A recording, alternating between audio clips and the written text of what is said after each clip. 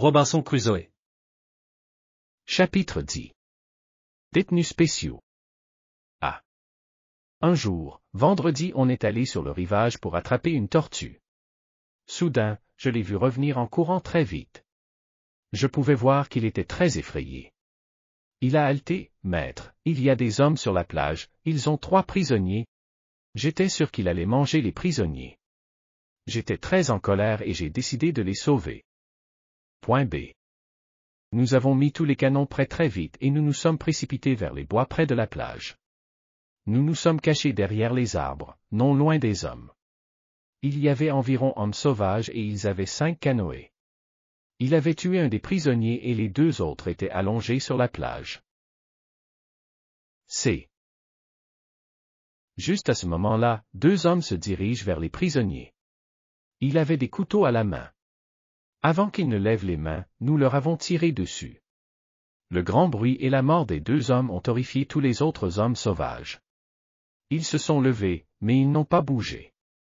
Rapidement, nous avons tiré une 2e fois et 2 autres hommes sont tombés morts. D. Soudain, l'un d'entre eux a couru vers le canoë et les autres ont suivi. Les hommes sauvages sont montés dans 3 des canoës et ont ramé aussi vite qu'ils le pouvaient. Nous ne sommes sortis des bois que lorsque nous ne pouvions plus les voir. On est allé voir les prisonniers. Lorsque nous nous sommes approchés d'eux, j'ai été très surpris de constater que l'un d'entre eux était un homme blanc. Je me suis empressé de détacher l'homme blanc et vendredi est allé détacher l'autre.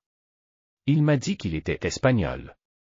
J'étais sur le point de lui poser d'autres questions, puis soudain vendredi a pleuré et ri joyeusement et a embrassé le visage du prisonnier encore et encore. Quelques minutes plus tard, j'ai appris que cet homme était son père. F. Nous avons enterré les corps des hommes sauvages et ramené les prisonniers chez eux. Vous pouvez imaginer à quel point j'étais excité et combien vendredi était heureux. Nous les avons nourris avec notre meilleure nourriture. J'ai parlé à l'homme blanc en espagnol.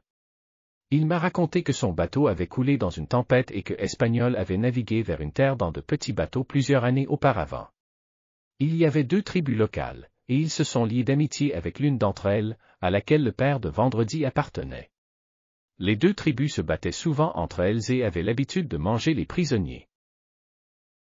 G. Ils sont restés sur mon île pendant plusieurs mois et ils me considéraient tout comme leur maître. Nous avions beaucoup de nourriture et vivions heureux. Alors qu'ils profitaient d'une bonne vie sur l'île, l'Espagnol m'a dit que les autres Espagnols vivaient mal. Ils n'ont pas eu assez à manger. J'ai alors décidé de les renvoyer pour contacter l'autre Espagnol. J'ai voulu qu'ils viennent vivre sur mon île. Nous avons préparé un canoë pour eux et ils sont partis.